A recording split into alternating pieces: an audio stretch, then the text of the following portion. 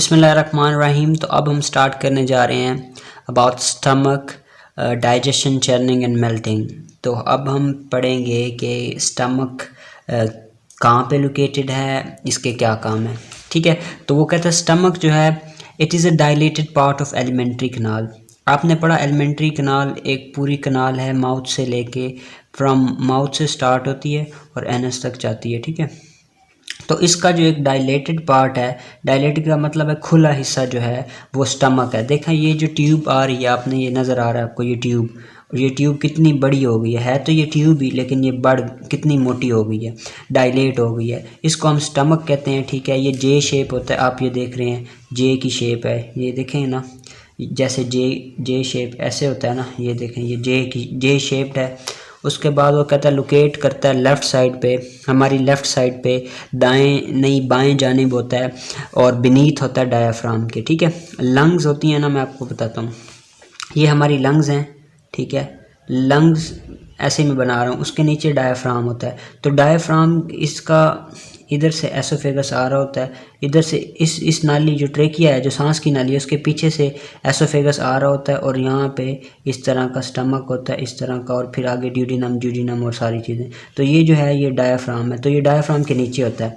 अच्छा, stomach has two main portion, इसके दो हिस्से होते हैं, एक कार्डियक पोर्शन होता है। Stomach is present immediately after oesophagus, oesophagus का जो बाद में जो आता है ना चीज़, ये रहा एसोफेगस, एसोफेगस के आगे क्या आ रहा है, स्टमक आ गया। ठीक है, तो कार्डियक पोर्शन जो है इसका, ये जो एंड है, ये जो यहाँ से स्टमक स्टार्ट हुआ है, इसको हम कार्डियक एंड या कार्डियक पोर्शन, इसके ऊपर एक स्पिंटर होता है, ये जो ज़्यादा गुलाबी कलर का आपको नज़र आ रहा है, ये एक रास्ता होता है, ये कभी खुल जाता है कभी बंद हो जाता है, तो इसको हम स्पिंटर कहते हैं, स्पिंस्टर। ठीक है, and a pyloric portion is located beneath the cardiac portion, और ये पाइलोरिक पोर्शन है, ये वाला ऊपर वाला पोर्शन जो है कार्डियक पोर्शन कहते हैं। कार्डियक पोर्शन एसोफेगस और स्टमक को जो मिला रहा है, ठीक है, वो है कार्डियक स्पिंस्टर। ठीक है, ये एक स्पिंस्टर है, ये एक दरवाज़ा है, कभी खुल जाता है कभी बंद हो जाता है। ठीक है, और नीचे हमारे पास पाइलोरिक हिस्सा है, पाइलोरिक के एंड पे हमारे पास पाइलोरिक स्पिंस्टर है। ठीक है, आगे हम आ जाते हैं, pyloric portion is located beneath,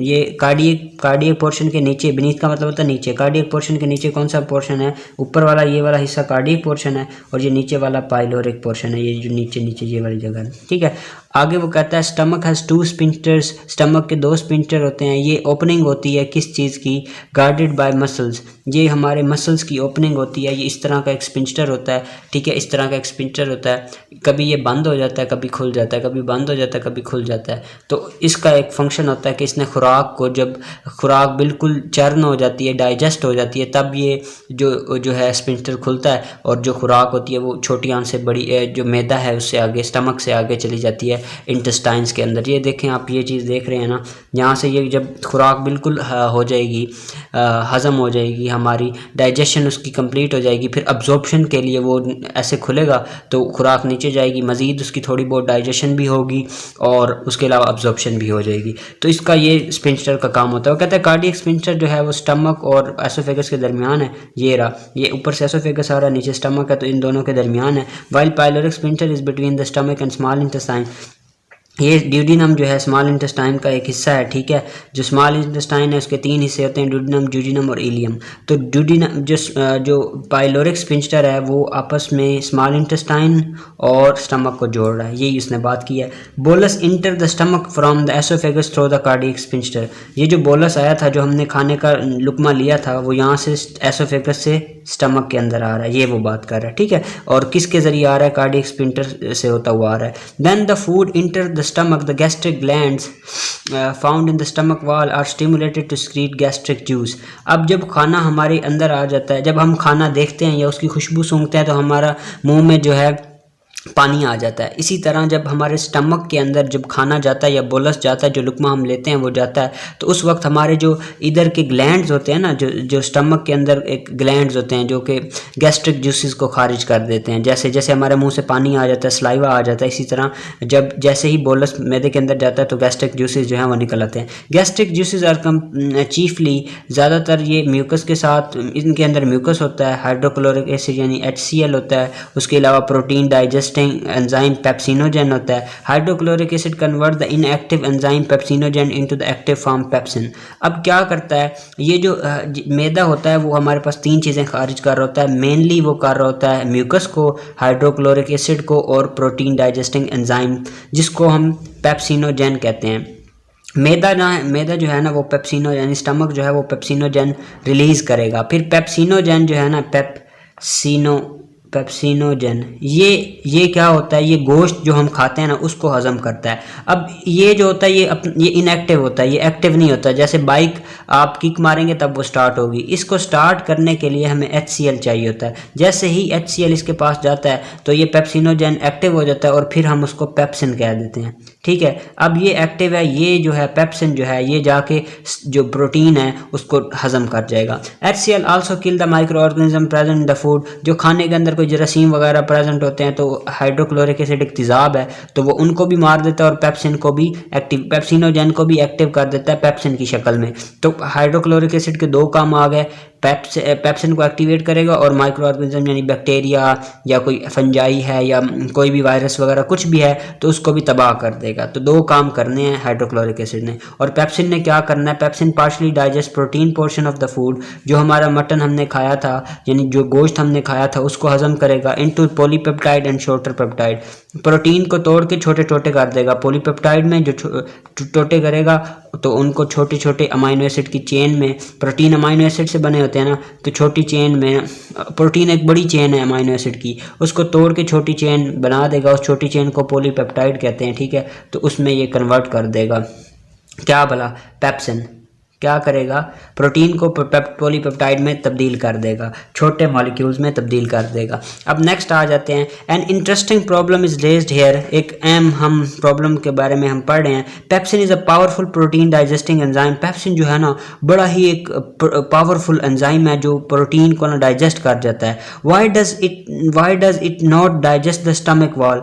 अच्छा, अब बात मज़े की ये है कि वो कहता है जो पेप्सिन है वो तो गोश्त को हजम करता है, लेकिन जो हमारा स्टमक है, जो हमारा मैदा है, वो भी तो गोश्त का एक टुकड़ा है, ये भी तो एक गोश्त का टुकड़ा है। तो पेप्सिन इसको क्यों नहीं हजम करता, क्योंकि ये भी तो गोश्त है, इसके अंदर जो गोश्त होता है उसको हजम कर जाता है, लेकिन इसको क्यों नहीं हजम करता, ये उसका सवाल है। और ये कितना इंटरेस्टिंग सवाल है कि हमारा मैदा जो है वो खुद ही डाइजेस्ट हो जाए तो खुराक कहाँ पर जाएगी। जब हम खाएँगे खुराक तो मैदे में जाएगी नहीं, लीक हो जाएगी या पेट से बाहर आ जाएगी। पूरा जो पेप्सिन है वो इधर उधर फैल जाएगा। जैसे एक थैली के अंदर या एक ट्यूब के अंदर एक चीज़ होती है, अगर उसको फेंक दे, जैसे तेजाब को किसी जगह पे फेंक दे, वो पूरा किसी के चेहरे पे फेंक दे, उसका चेहरा जल जाएगा। इसी तरह जो पेप्सिन है वो तो गोश्त को हजम करता है, तो मैदा भी तो गोश्त से बना है, लेकिन इसको क्यों नहीं डाइजेस्ट कर रहा, ये हमारा क्वेश्चन है। तो इसको देखते हैं। We saw that pepsin is not released in active form। हमने देखा जब पेप्सिन रिलीज होता है ना वो एक्टिव फॉर्म में, अपनी एक्टिव फॉर्म में रिलीज नहीं होता, बल्कि इनएक्टिव फॉर्म पेप्सिनोजेन के अंदर रिलीज होता है, जो कि इसकी इनएक्टिव फॉर्म है। ये प्रोटीन को डाइजेस्ट यानी गोश्त को डाइजेस्ट नहीं कर सकती। Rather it is created in active form which is pepsinogen which require HCl for activation. इस पेप्सिनोजेन को HCl की ज़रूरत होती है ताकि ये एक्टिवेट हो, और फिर जब ये पेप्सिनोजेन पेप्सिन में कन्वर्ट होता है तो तब ये गोश्त को डाइजेस्ट कर लेता है यानी प्रोटीन को डाइजेस्ट करता है। The mucus of the gastric juice form thick coating over the inner wall of the stomach and neutralizes HCl there.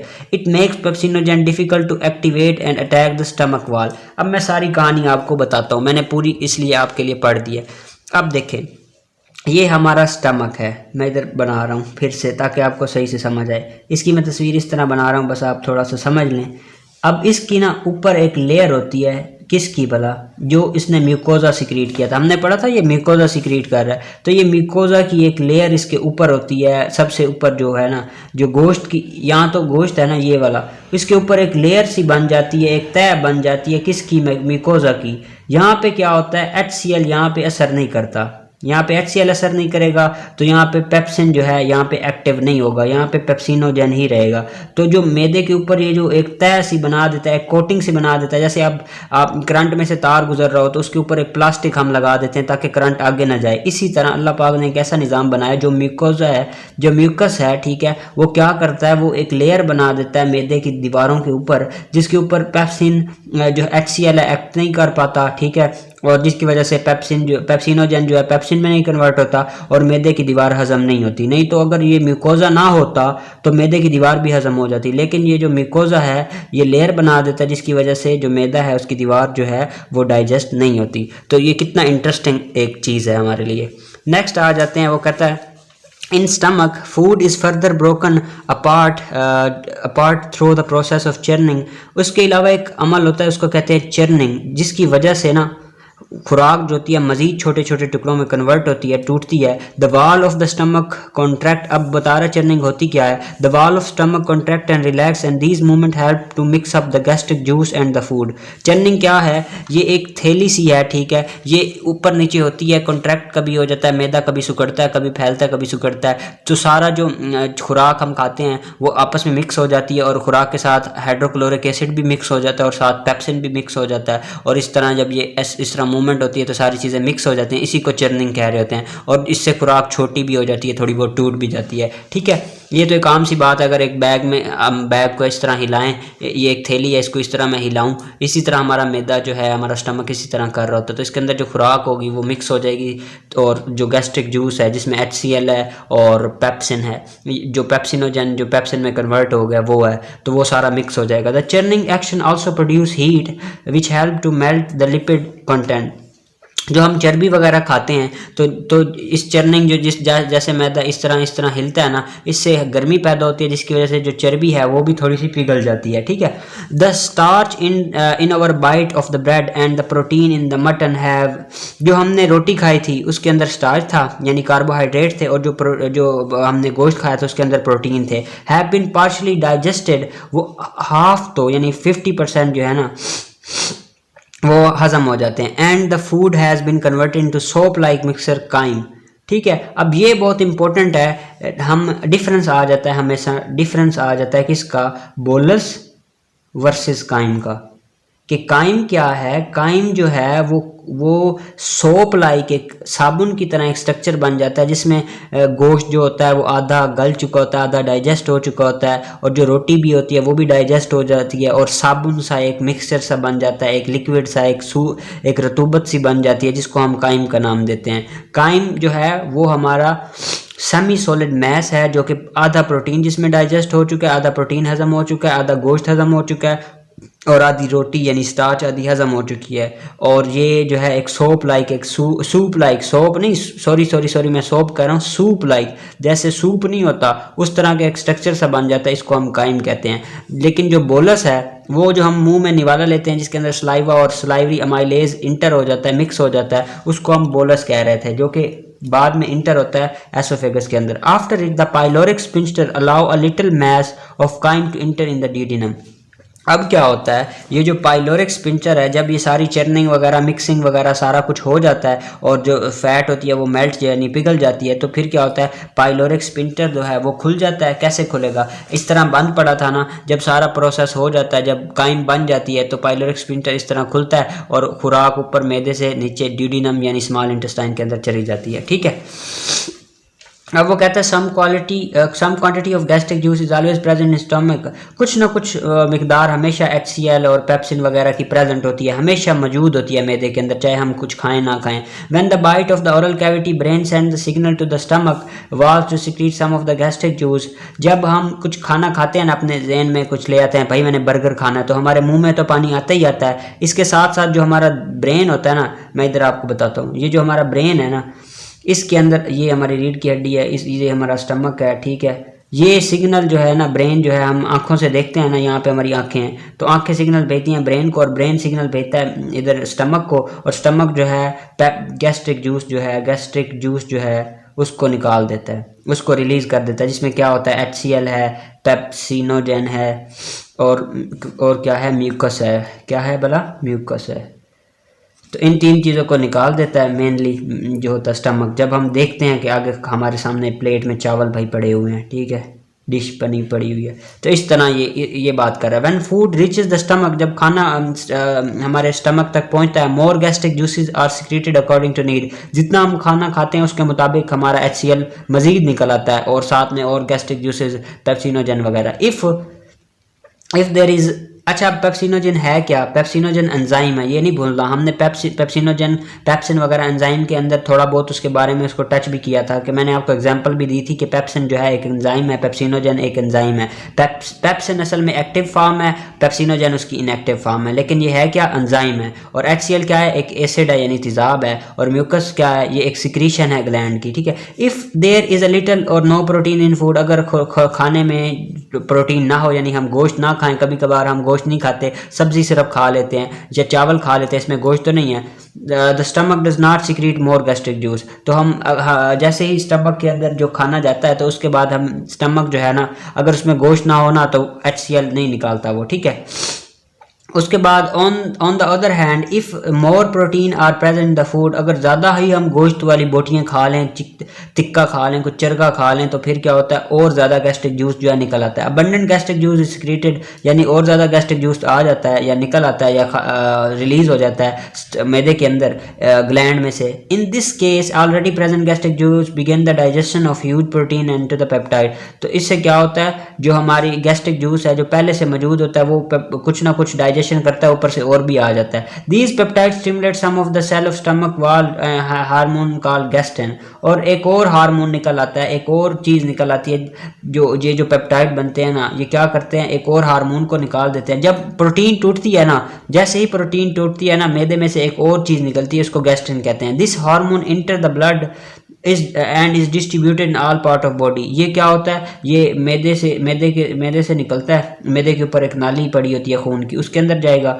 और पूरे जिस्म में ये नाली खून है ना, तो खून ये देखें यहाँ से खून पूरे जिस्म में, ये जो है गैस्ट्रिन है पूरे जिस्म में फैल देता है। This hormone enter the blood and distributed all part of the body. In stomach, it has specific effect and stimulate this gastric gland to secrete more gastric juice. अब क्या होता है? ये असल में बता रहा है कि गैस्ट्रिक जूस जो होता है या गैस्ट्रिक जूसेस जो होते हैं निकलते कैसे हैं। हमने खाना खाया, उसके उसके अंदर अगर प्रोटीन नहीं होगा तो गैस्ट्रिक जूस नहीं निकलेगा, और अगर उसके अंदर प्रोटीन होगा तो क्या होगा? जैसे ही प्रोटीन टूटेगा, प्रोटीन से निकलेंगे पेप्टाइड, वो पेप्टाइड क्या करेंगे? मैदे में से गैस्ट्रिन को निकाल देंगे। अब गैस्ट्रिन क्या करेगा? पूरे जिस्म में घूमने लग जाएगा। जैसे ही वो पूरे जिस्म में घूमेगा, मैदे को पता चल जाएगा कि भाई पेप्टाइड ज़्यादा है, प्रोटीन ज़्यादा है मैदे के अंदर, तो मैदा जो है वो और गैस्ट्रिक जूस खारिज करेगा, जिसकी वजह से प्रोटीन मजीद टूटेंगे। तो ये बात वो कर रहा है।